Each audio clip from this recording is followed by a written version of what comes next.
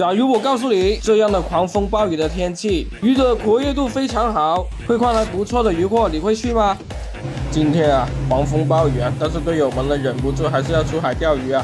这才刚出发，我内裤都已经湿掉了。顶着大雨，我们先来东矾石这里抽了几竿，但是这里没有口啊，还挂底了。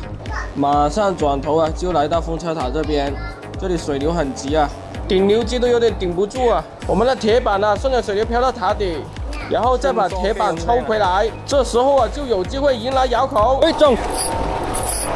啊，我的起仔，哇！今天浪有点大，我们的两个主力都已经晕船了，看来今天可以一直站着这个 C 位了。哎，又中了！今天抽铁板的话都是这种小马鲛啊，抽这个马鲛哦，今天算是总结的经验了，只要保持自己的节奏，一直抽就可以了。哎，你看了，又中了。别看它体型这么小啊，其实拉力还是有一点的，而且比较容易脱钩啊。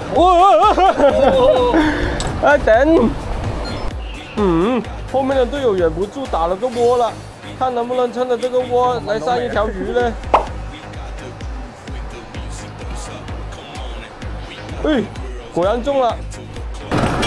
这个你要靠集中打个窝啊。中！哎，好似有啲靈嘅，屌咁大條！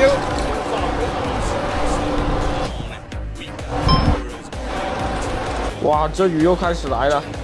为了多一点鱼货啊，我们开始抽鱼皮钩啦。越落越大。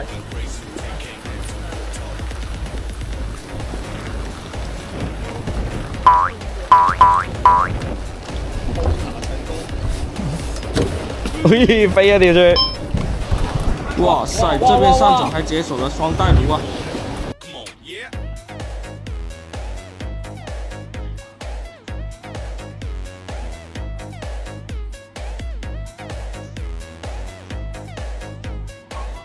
今天风浪大又下雨，有点受不了了，要提前回去了。